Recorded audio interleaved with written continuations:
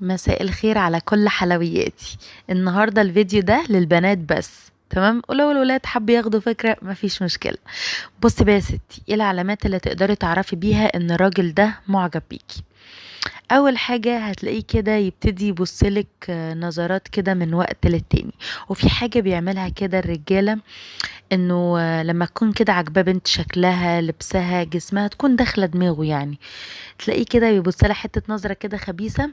هتلاقيك انت غصبا عنك من وقت للتاني ابتديتوا تبصي له لا اراديا، تمام؟ هيبتدي يكرر النظرات ليكي.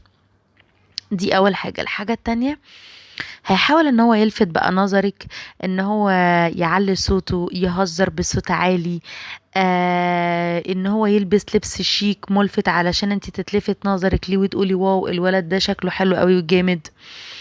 تالت حاجة، تلاقيه كده بيحاول ان هو يراقبك علشان يعرف عنك شوية معلومات، علشان يعرف انت بتتكلمي مع مين، بتهزري مع مين، ايه الدايرة اللي حواليكي كده يعني. طيب، رابع حاجة، لما بتبتدي ان هو يقرب منك ويتكلم معاكي، بيحاول يسمعك كتير عشان يعرف عنك معلومات اكتر. وهنا عايزة اقولك نبي انشراح، خلي بالك، عشان بعد كده احيانا بنكتشف ان هما نرجسيين لما بنبتدي ندي معلومات كتير عنا لاشخاص احنا مش متأكدين منهم، بس بدافع ان هما بس اهتموا بينا شوية، فبنعرفهم كل حاجة عننا، فبيبتدوا بعدين يستغلوا المعلومات دي. فقبل ما تطلعي معلومة عنك، اتأكدي ان الشخص ده مين اللي انت بتتكلمي معاه، تمام؟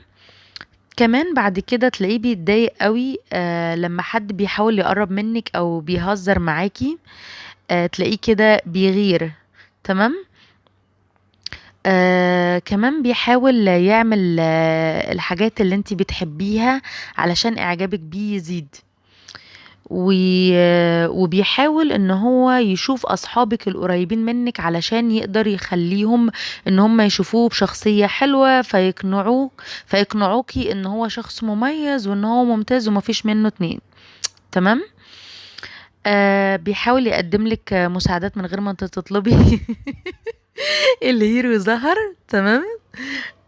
بيبين لك قد ايه إن هو شهم وجدع.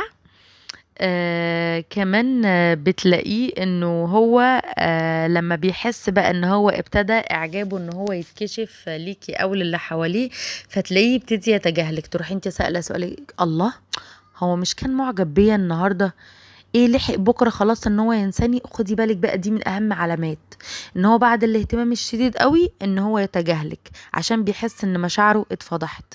وفي كل الحالات عموما هتلاقيه برضو ان هو بيهتم بيكي اهتمام زيادة. وخلي بالك، حتى لو اتأكدتي ان هو معجب بيكي وان هو مهتم بيكي وكل الحاجات الحلوة دي، بشويش بشويش، ما تدلقيش على وشك قوي، علشان بعد كده هتلاقيكي انت اللي بتجري وراه. ماشي؟ اوعي تنسى النصيحة دي من صديقة الكون، ويا رب يكون يومكم جميل.